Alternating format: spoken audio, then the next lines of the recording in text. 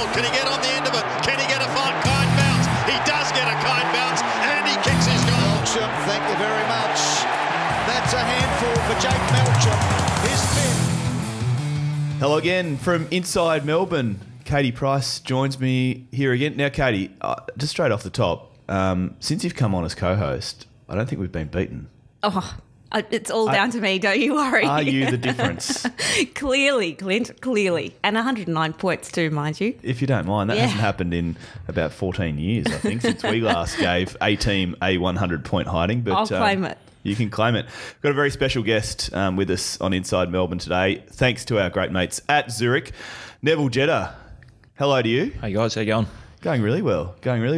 Smile on your face, no doubt. The weekend, as it was against Carlton at the MCG, it was a great day for the club, wasn't it? Yeah, it's always good to be on the other side of a 100-point hiding. I've been on the other side as well, which isn't great, but helped your week leading into your next game.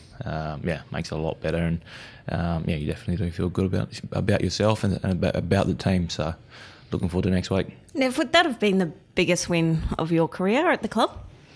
I can't remember too many other games where we've beaten a team like that. So, I'd have to say, definitely. It must be pretty special and pretty satisfying given, as you said, you've been through the hard times over the last 10 years to be able to have a win like that with this club. Yeah, and like you said, there's been a lot sort of harder times and good times. So I'm just wrapped up to be here, to play in these games now and start to sort of enjoy some of the success. Still, Nev, it was a tough slog. I'm really looking forward to speaking to you today because your story is an extraordinary one. Delisted, rookie listed, and now working your way back to be really not just a sensational player, but a cult hero with the fans. Would you agree, Katie? Yes, 100%. Very much so. Let's just start. Just continue with the weekend. The Blues. I mean, you probably didn't see a great deal of the ball down there in the back line.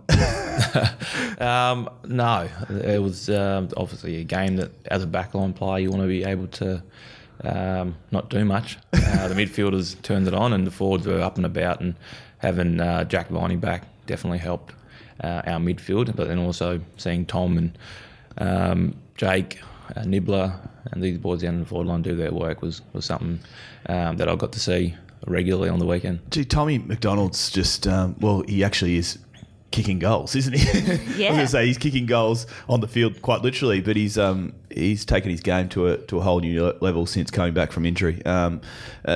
He's playing with such confidence, Nev. Yeah, he's always sort of been that confident sort of person. He's probably got the personality to be a forward. He drives around in a Mustang.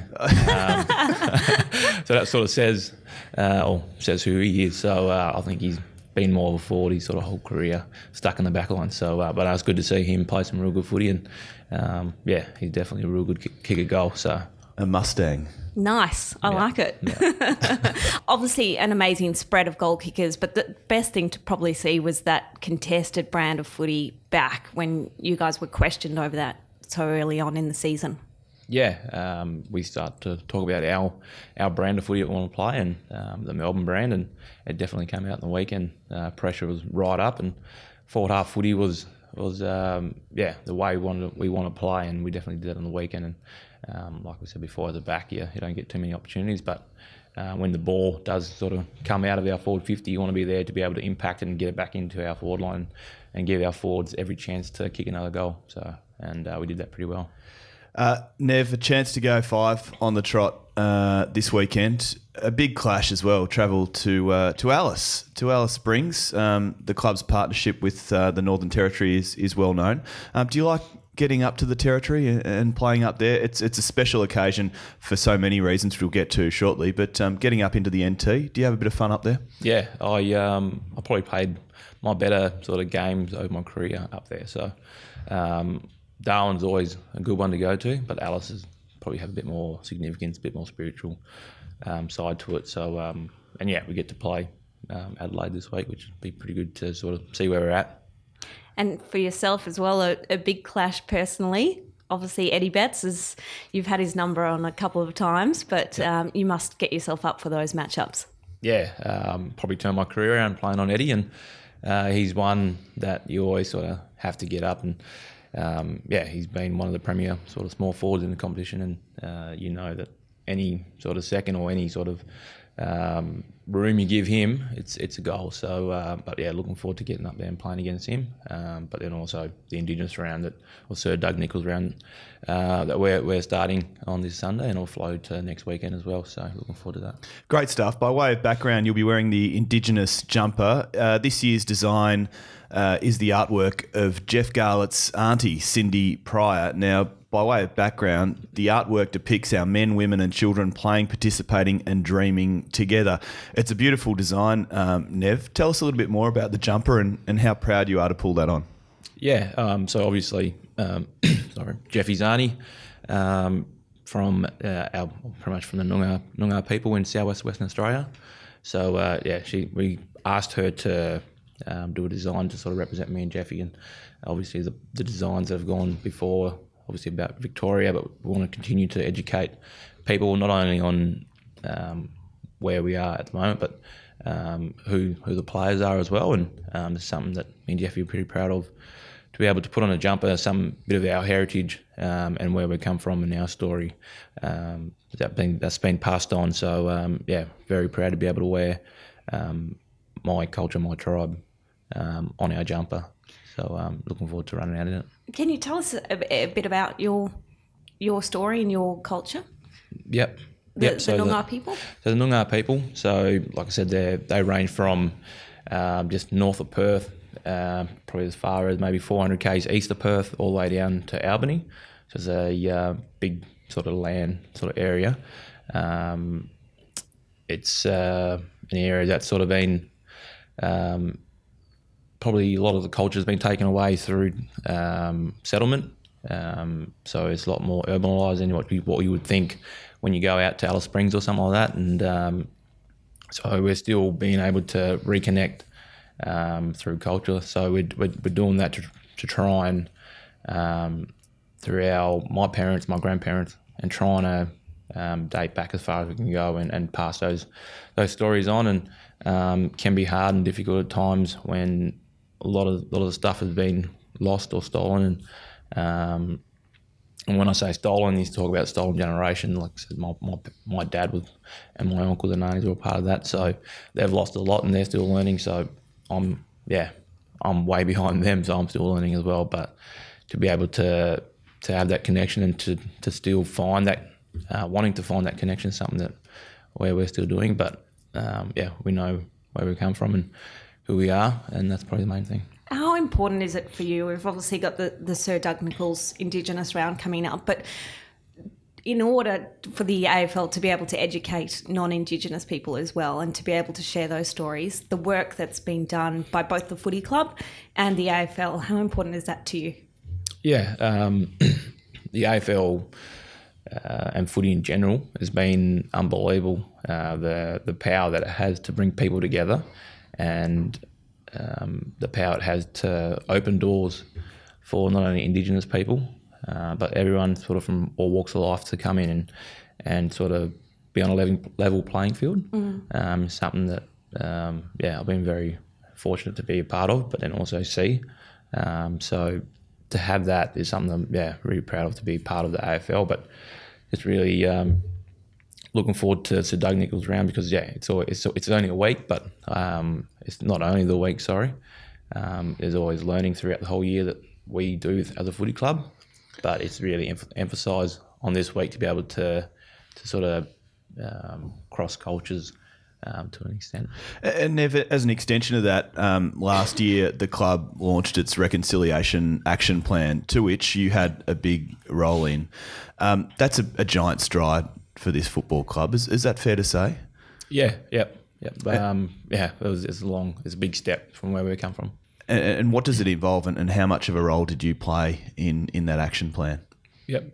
So we do a lot of stuff in NT already within Victoria, but to have it down on paper in a document that holds people responsible within the footy club, to not let it drop off at any time, or if any time that there's no Indigenous players at the footy club.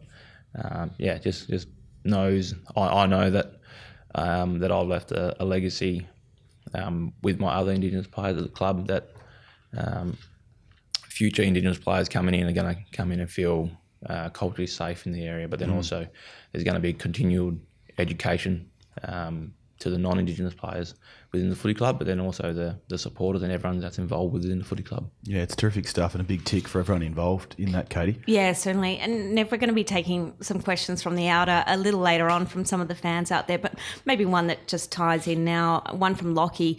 He said, who is the most talented Indigenous player in your eyes that you've played alongside and at your time at the club, and why? That's a real tough one. Obviously, when I first rocked up, Aaron Davey was in his prime. So wasn't he? He was doing everything. And watching him before I got drafted coming across, he was at the top of his game, and got to see it firsthand. But like I said, you talk about Liam Jarrah, and I think he played 37 games and kicked 80-something goals. Yeah. So the stats sort of speak for themselves. Would have loved for him to play longer, but obviously circumstances happened the way it did. But yeah, I'll say Flash.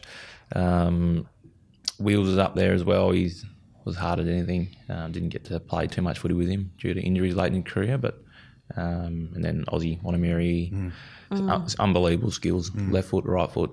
It was just real natural, and it just came to him without even thinking about doing it.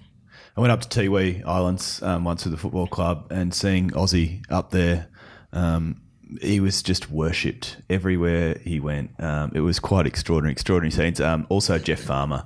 Jeff Farmer is an old favourite of mine, who I used to love watching here on the MCG. You touched on Aaron Davey before and his journey. He was obviously came from the rookie list and had to really work for his spot on the primary list, and indeed in 2013 you had your struggles and were actually delisted and had a similar sort of phase of work you had to put in before Paul Roos showed some faith in you. What was that period towards the back end of 2013 like for you, and how hard did you have to work to win the trust of Paul Roos and win a spot back on the list?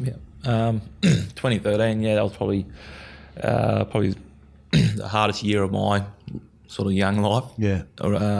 To date, really. Probably try to black it out as much as possible. But like I said, 2013, my daughter was 2 years old then. Just got engaged, getting married end of the year, and then form started to drop off. It was probably the only positive was that I've had no injuries. I've actually had a year where I was done a full pre-season. I'm coming into the season not worrying about injuries that I've had for the last 4 years before that.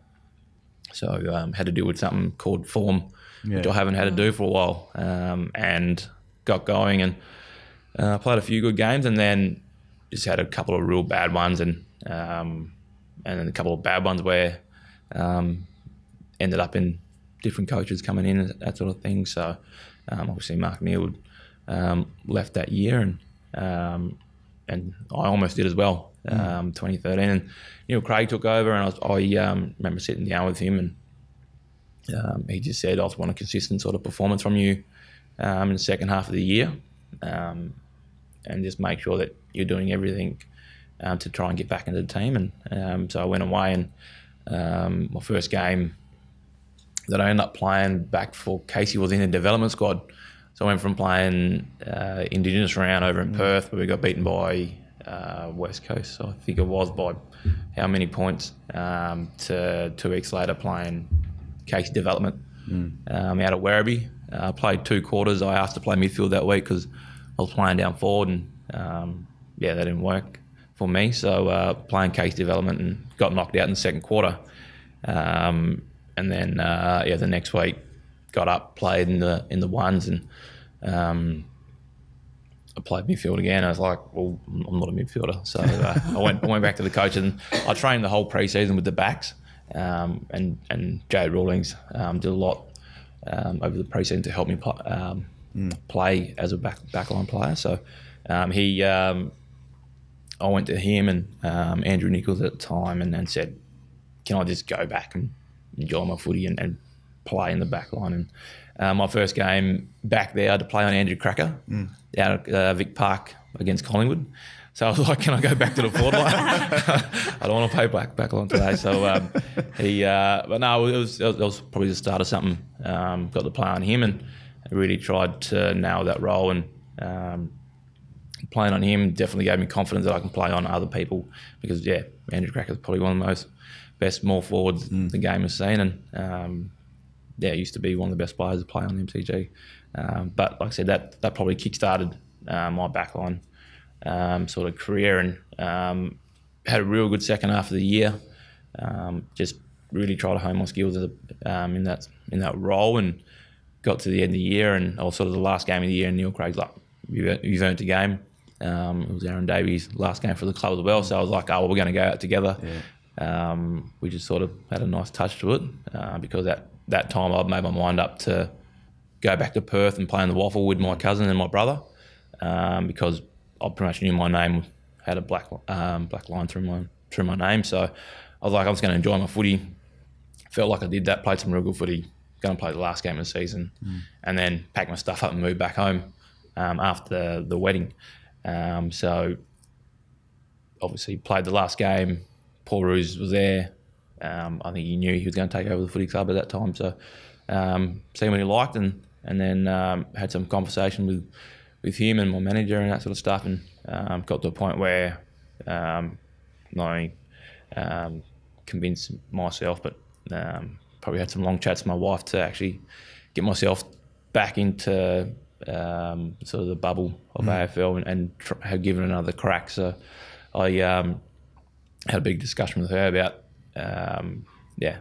giving that another shot. It's another year on the list. Anything can happen. But I probably felt a bit selfish that I'm still trying to chase my dream, and I've got a 2-year-old and a wife that I probably need to take care of and probably settle down a bit and look a bit more long term, find a bit more of a stable job, and just take the pressure away of what AFL brings.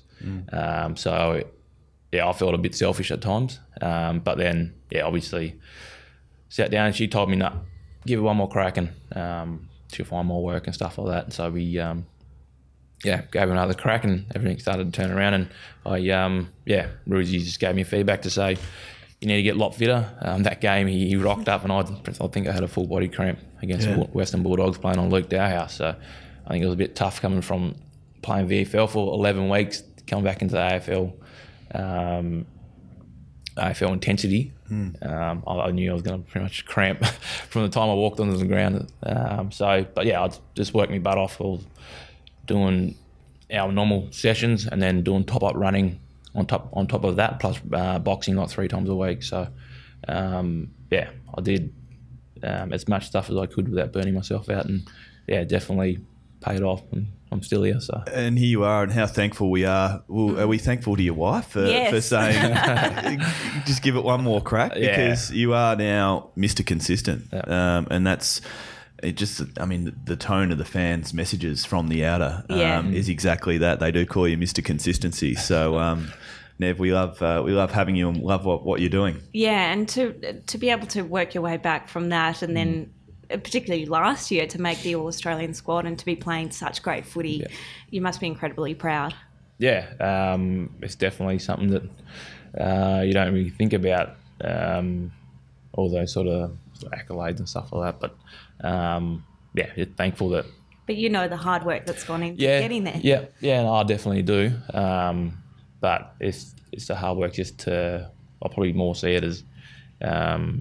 I put in the hard work, but it's obviously a team game, and the more pressure our midfielders and stuff put on, then it makes my job pretty easy. Gordy always tells me that without him, I'll be nothing. I think Gordy would say that to everyone. That's a theme that's repeated right through this podcast.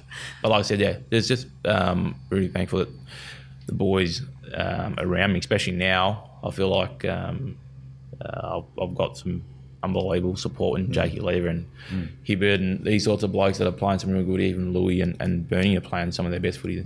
So it makes my job very, very easy when I've got to roll up to someone like Eddie Betts, so I can just do my job and not worry about the blokes around me. Great stuff, Nev. We're going to pick it up from the outer after this short break. You're with Inside Melbourne, thanks to Zurich.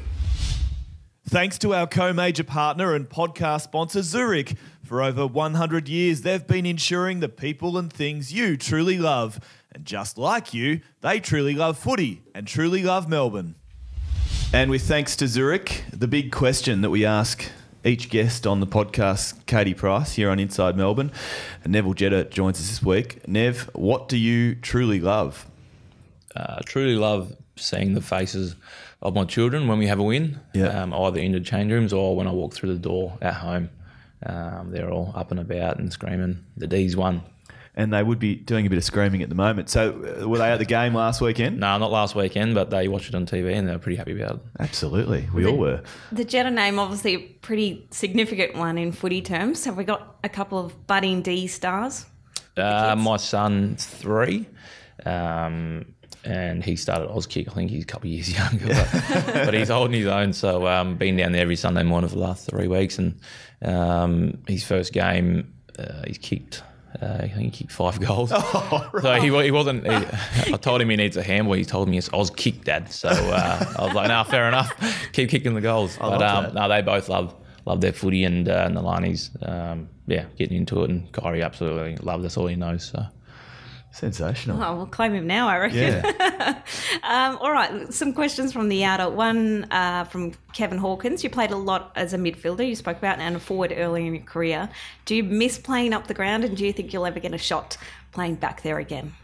I probably don't miss it. When you don't play too well there, you probably don't want to go back. But you probably do. I probably do, being up the ground a bit. But I'm enjoying my role, and that's keeping me in the team each week, so I'm happy to do that. Rob Jackson wants to know, with so much one-on-one contested footy, do you ever get quad corks? Quad corks. So Rob used to be our strength and conditioning coach. I know, yeah. So he, podcast. I reckon a week, 1 week we had there, I walked in, had a corky, and then that whole week I just got smashed on off like 3 or 4 times, and I kept coming in. He was like, "Oh, I got another corky." I was like, "I actually did," in the same spot. And he was like, "Oh, well, that's a contested game." So, good stuff, Rob. G'day to Rob. A couple here. Annabelle, what team did you barrack for when you were a child? And Sean says, who was your favourite player growing up?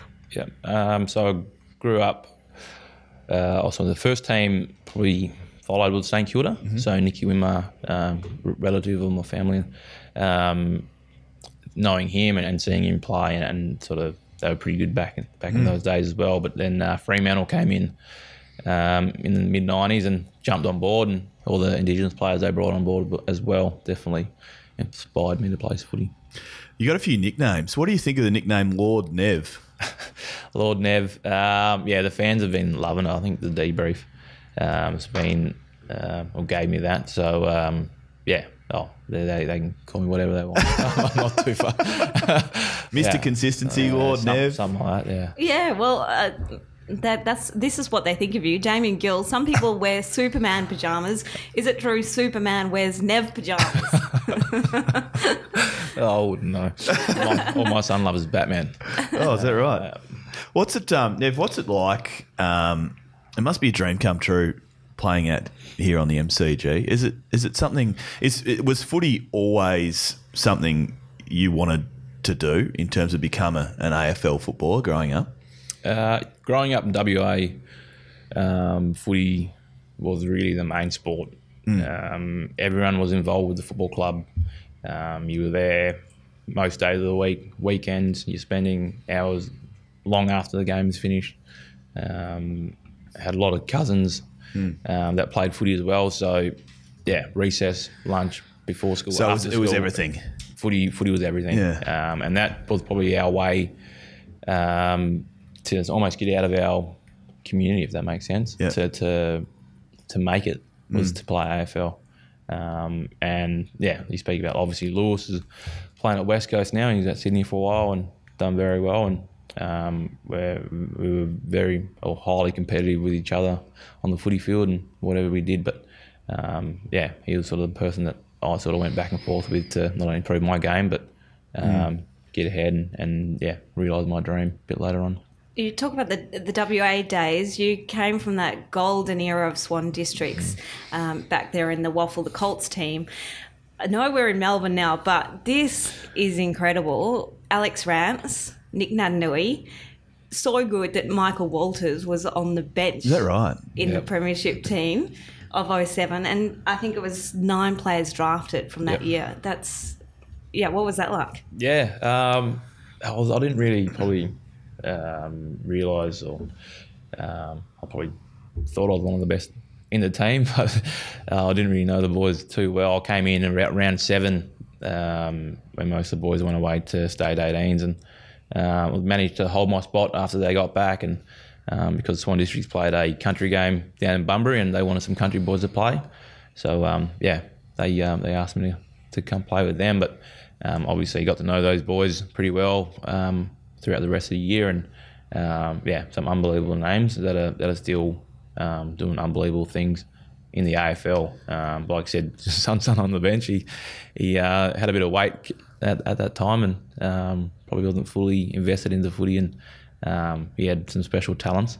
But he's been unbelievable over the last 5 or 6 years as well. Nick Nat's in the ruck. We didn't have to do too much. He put it wherever you want. Taking marks all over. We used to give it a Rancy off half back, and he used to grab the ball and just charge through everyone like he's playing gridiron. He still does. He does. Chris Yaron was just kicking from everywhere. Jeffy would just get to the front and centre and snap them from left, right, wherever. But there's a lot of good players that, those boys that are now playing the AFL didn't even get the best on ground. Josh Pullman, our centre forward, our captain, dominated that day, and I think he kicked 5 goals or something like that. Yeah, so he got best on ground. So but no, it was unbelievable, and we went back to back as well. So 07, 08. It's a good couple of years. Not bad. Hey, Nev, a few more before we get you going inside Melbourne. Frank says he actually calls you Neville Never Beaten Jetta. How do you keep your feet constantly and literally never seemingly ever go to ground? It's probably what my dad probably instilled in me when I was younger. Sort of said, if you lay on the ground, you might as well get off the ground. might not be on there. He's real hard on me to keep my feet, and I probably grew up listening to and hearing that, probably stays in my game now. And finally from Anthony, he says, love your work, Nev. Who's the hardest small forward to play on and why? Would it be Eddie? Eddie's up there. He's definitely up there. Cyril... Yeah, you get some tough assignments. Cyril's very tough. Daniel Menzel, he's just so hard. He's not so hard, but he's attributes that he has. He's tall. He can jump. He can mark. Different skill set, isn't it? Yeah, he can kick left foot, right foot. He's real witty. He sets you up. So forwards like to set you up for whatever they want to do. So they'll think maybe 2 or 3 minutes ahead of what actually is going to happen. Yep.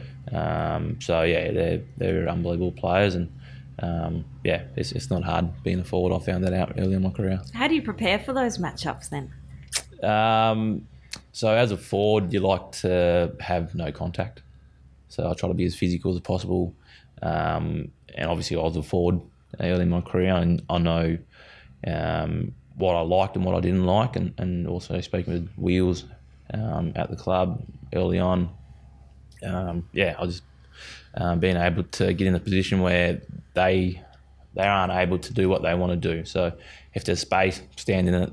If they want to run here, block their run. If they are coming back to hit you, all they're doing is to try and lead up or create space for themselves. So, just make every decision they want to they try and set you up and make it real hard for them. So, and then also work on my craft. Like we speak about craft, being able to be strong on one-on-ones and that sort of thing. And I'm able to have some pretty good players, and Jesse Hogan and Tom McDonald and some taller blokes at the footy club that I practice on. So when I actually get to the smaller blokes, I'm probably, not monster them, but be able to control them a bit more than what I could with the big boys.